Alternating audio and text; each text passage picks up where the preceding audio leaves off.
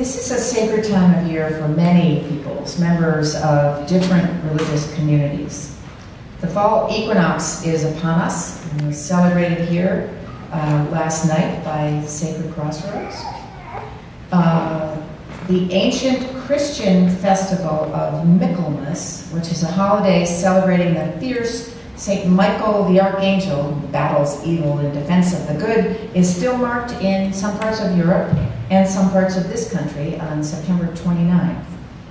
And this Wednesday, the 24th this year, is Rosh Hashanah, which begins the holiest time in the Jewish year. And the focus is on bringing one's life back into balance, restoring justice, asking for forgiveness, getting one's priorities and integrity in line for a new year. The tone of almost all of these different religious holidays is kind of joyful exhortation. This is the time. Embrace life, change your life, do good. And the underlying assumption is actually a positive one, because this life-changing stuff is hard work for us, not always wise human beings. But all these religions hold it as an article of faith that, with focus and fasting and honesty and effort, we can get it right. The reading today is just such an exhortation. It's from the Jewish tradition in the words of the poet Marge Piercy. So, you shall love what is holy with all your courage, with all your passion, with all your strength.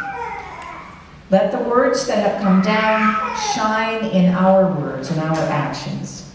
We must teach our children to know and understand them. We must speak about what is good and holy within our homes, when we are working, when we are at play, when we lie down, and when we get up. Let the work of our hands speak of goodness. Let it run in our blood and glow from our doors and windows. Let love fill our hearts with its clear, precious water. Heaven and earth observe how we cherish or spoil our world. Heaven and earth watch whether we choose life or choose death. We must choose life, so our children's children may live. Be quiet and listen to the still, small voice within that speaks of love. Open to that voice, hear it, heed it, and work for life. Let us remember and strive to be good. Let us remember to find what is holy within and without. And there ends the reading.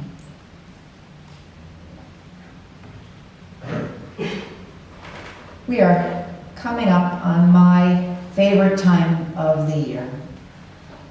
And the sky is especially blue and sharp, and there's warm sunlight, but not too hot, through yellow leaves and cooler air that seems somehow to provide more energy.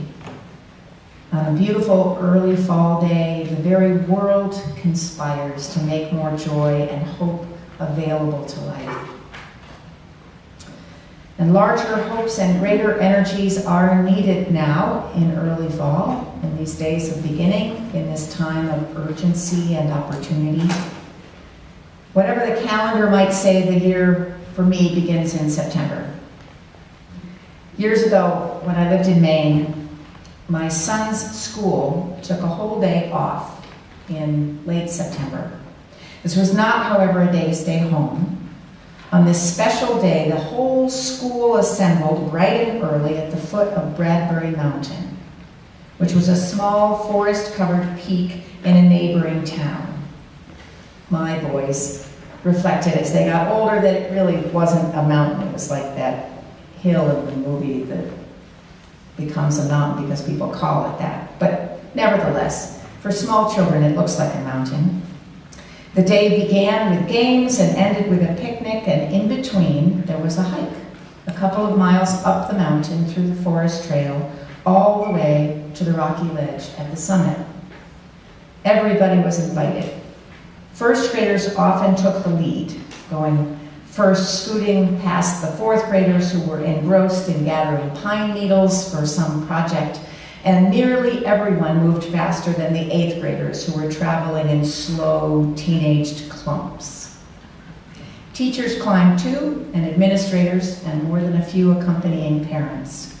Sometimes I went with them.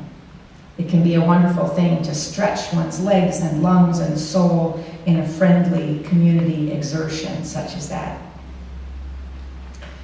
September is a good time of year to climb mountains or to make any kind of effort that seems just a little larger than you thought you could manage. Finishing the job, getting to the top, looking out over whatever real or imagined vista, you have to be inspired with courage and persistence and maybe even hope. Virtues like those are especially important now at this fall time of year with so much before us. Challenge can be daunting, and it's also good for the human spirit. We know this, and if we forget, there are any number of stories in mythology and folklore to remind us how human beings are capable of more boldness, more courage, more faith, more strength of will than our frail physical selves might seem able to carry. Children climb mountains. Communities survive wars. Individuals take up the struggle against corrupt and corrupting cultures or corporations or governments. And other individuals join them sometimes, and sometimes justice is won. Morally and spiritually, we need to hear these stories, because being touched by stories of faith and boldness, we get better at recognizing such powerful forces for good when they come along in our own lives. And we need all the help we can get to meet the challenges that appear in the path before us, not just the global challenges or the immediate challenges of West Virginia, but life challenges, mountains like finding a new job or changing careers or getting married or having a child. Dragons like leaving home or coming home again, or illness or betrayal or divorce. Dragons like realizing that some goal we've always aimed for is just not attainable, and we need somehow to find another path. All of us climb such mountains in our lives on a scale smaller than myth, to be sure, and much more real. It is, I've decided, no coincidence that this late September time, this September time is the season of Michaelmas, which is the festival of Michael the Archangel. Michaelmas is an old Christian holiday, but Michael, a very unusual angel, has the rare distinction of appearing in Jewish and Christian and Islamic scripture. Michael always represents the power of goodness. He fearlessly battles against evil and triumphs, ready to fight again and again. Michael shows up at several important catastrophe points in the Bible and religious lore. Michael, some say, is what appears to Moses in the burning bush. Michael discourses with Abraham, and he was a counselor to Joan of Arc. He's majestic in appearance with a tremendous wingspan. In the Quran, he's described as having wings the color of green emerald, covered with saffron hairs, each hair containing 1,000,000 faces. Michael's work is to defend the innocent and protect the good, and he never backs down, never compromises. In the book of Revelation, it is Michael who leads the charge in the only heavenly battle that Jewish or Christian scripture ever mentions. A dragon appears at the very doors of heaven with a multitude of bad things behind. And Michael and his angels fight against them, throwing them all down out of heaven after a mighty battle, down here on earth, thank you very much, with the rest of us.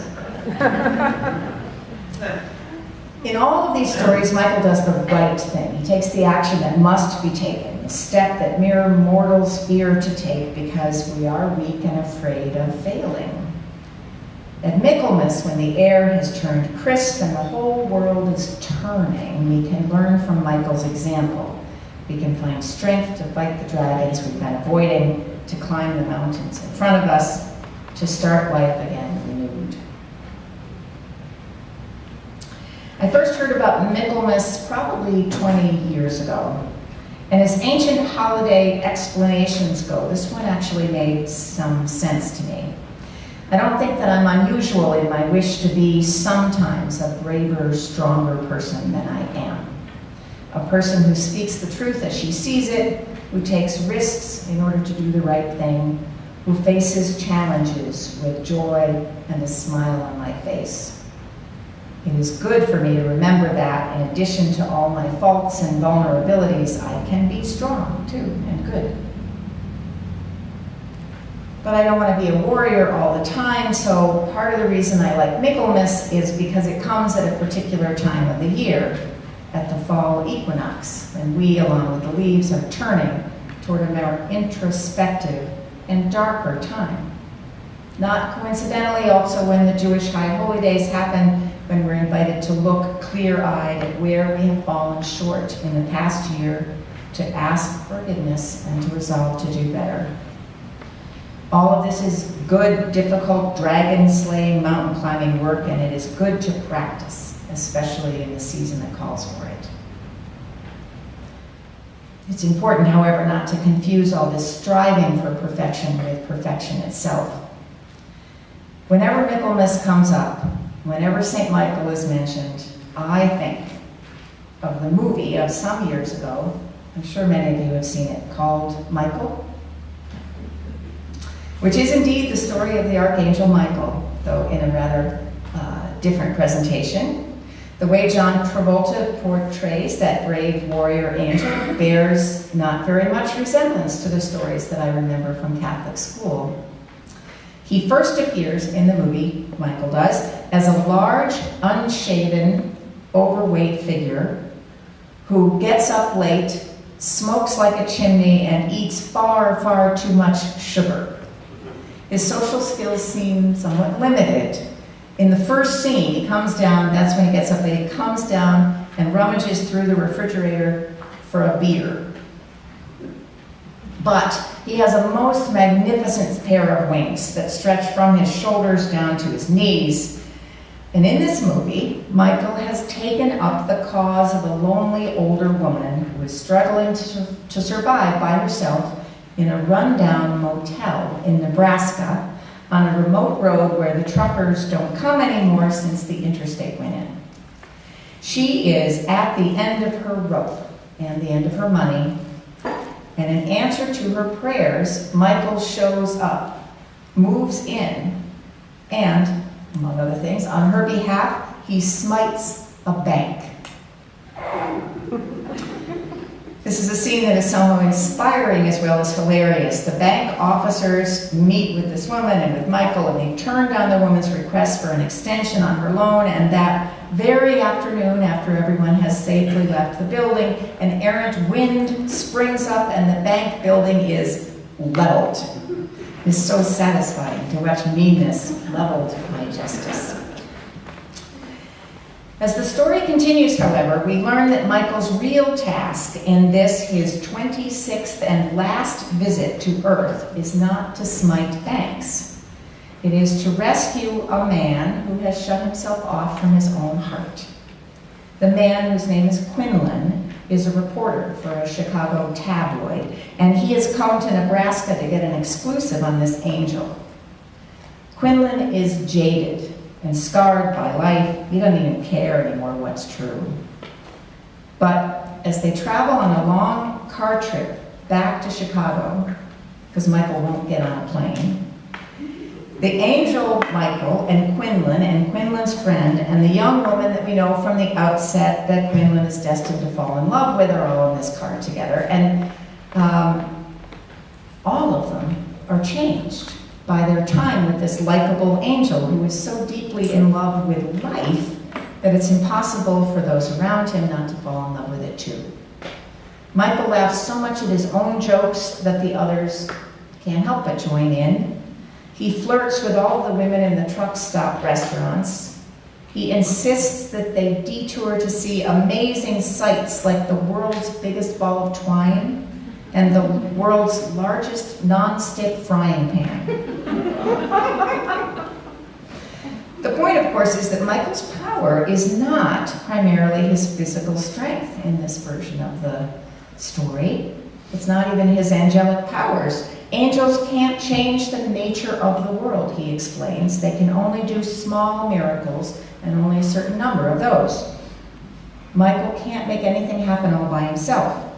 His real power comes from the aura that he generates, a force field of delight and joy and profound faith that goodness is right here, right in our midst. This Michael is a very human angel. He loves life, he loves the world, and he can't stay. He's only here on earth for a while, and he uses the time he has been given boldly, doing small miracles, shaking people out of their ruts and assumptions, and making them laugh when laughter had faded almost completely. Each of us is here only for a time. None of us can change the nature of the world. But we have so much power to use our time boldly, to place our will and our minds and our hope in service of loving the world, of expecting better of people and life than we have any reason to. We are all capable of more than whatever it takes to get through the day. And all of us have time for some bold, good, right actions. We can shake people up. We can make them laugh. We can demand justice. We can make mistakes and offer forgiveness and try again. So on this, just at the beginning of fall day, the question is, what more can you offer? Maybe you can decide to think differently about an apparently intractable problem. Perhaps you can find faith in a good outcome even though you can't see yet what that might be. Maybe the more that you can do is offer a beautiful fall leaf or a good thought or your second chocolate chip cookie to the coworker or neighbor who would never ask. Maybe the more you can do is to pick up the telephone and call your congressperson or senator or governor and tell them that you know they can do better and that it's about time they got started. Given the traditions of this time of year, it is clear that several major world religions believe that we are capable of doing more, of climbing the mountains in our lives, of asking and granting forgiveness, not least of all to ourselves, of trying to get the balance right. And if all these great religions believe that we can do more, that we can be better, happier, more peaceful and generous, bold people, then who are we to disbelieve it? Life is full of dragons and mountains. We can slay those dragons or incorporate them. We can climb almost anything when we help each other. September is a good time to begin. So may it be. So may it blessed be.